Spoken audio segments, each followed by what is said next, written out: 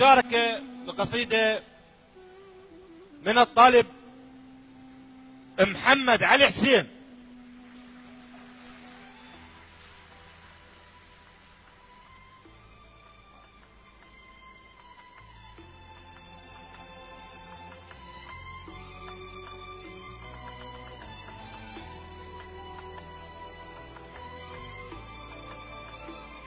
الحضور جميعا، السلام عليكم ورحمة الله وبركاته.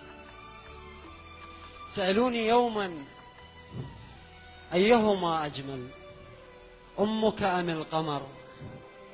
فأجبتهم عندما أرى أمي أنسى القمر، وعندما أرى القمر أتذكر أمي. إلى من كانت لكي تبقى، إلى من بقيت لأنها كانت، إلى ذلك الإكليل السماوي، تلك النجمة المضيئة أمي رحمها الله تعالى. أروي لها وهي نائمة: يا شمس دفي لي أمي، دفي أمي من البرد، وورد شيلي يا طيور وطشي فوق أم الورد.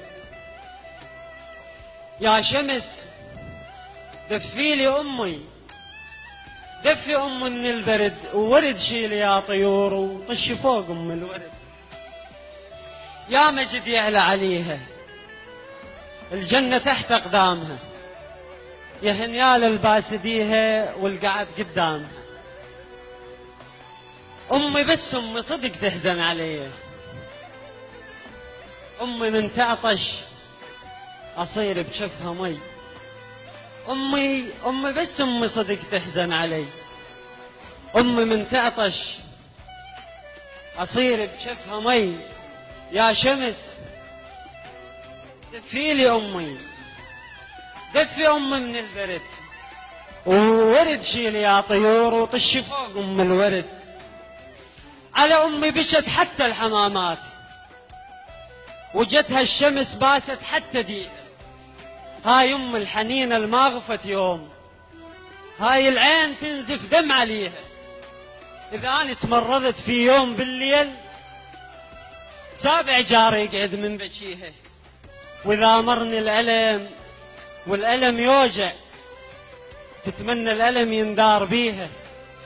أتمنى أنا طفيل، أتمنى أنا كبير وهي طفلة، وظل طول العمر بس أدوليها، وظل طول العمر بس أدوليها. أمي للحرب زفتنا شبان، وتفرح لو خبر منا يجيها. زفتنا بهلاها للسواتر، حق بدمه حن نشوف ذيها. دي خليها يملك الموت لحظات، خلي يشوفها ونسمع حكيها. يما يما من ظلن هدومك لبسناهن، المن يما هدومك انطيها. عطرك بعد يفتر بغرفتك، وغرفتك خالية، قومي طبيها أبد لا تحكي يمها بصوت عالي. أمي نايمة نايمة لا تصحيها. على أمي بكت كل الحمامات، وحتى الشمس والقمر هم يبكي عليها.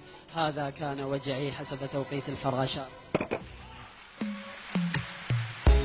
بعد الحب داير اللي تعمل كل ده تستاهلي. بعد الحب داير